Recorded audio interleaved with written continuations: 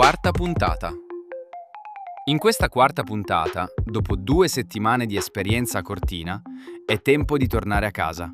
I ragazzi rientrano con nuove consapevolezze, più autonomia e il ricordo di momenti condivisi che hanno lasciato il segno. Ad attenderli l'abbraccio dei genitori, un incontro carico di emozione, fatto di sguardi, sorrisi e cambiamenti.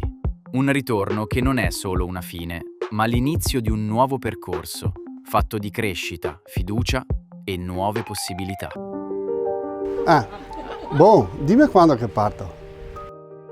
Luciano, papà di Mirko. Ma devo dire che Mirko, stranamente, che di solito non fa quasi mai il video in cerca, ci ha molto cercato e in continuazione, direi anche 3-4 volte al giorno mi telefonava. Non l'ho mai visto così felice, anche perché Mirko è sempre nelle sue routine, invece così ha avuto modo di fare delle esperienze con gli altri amici ed essere veramente felice. L'ho visto veramente felice. Sono Caterina, la mamma di Dimitri.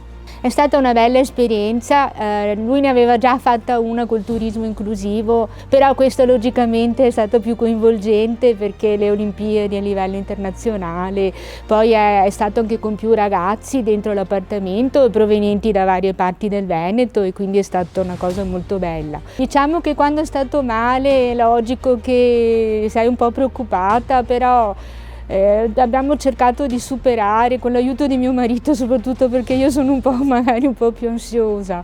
Ho capito che Dimitri ce la può fare, volendo tira fuori le sue risorse e questo per i genitori è un grande aiuto psicologico, perché se fosse stato un problema per lui stare qua e anche per i genitori poi è tutto più difficile.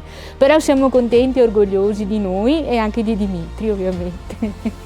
Allora adesso quando lo rivediamo tra poco ci abbracciamo, ci diamo tanti baci e dopo andiamo a fare festa, andiamo in un agriturismo qui vicino, facciamo festa, che per il suo ritorno.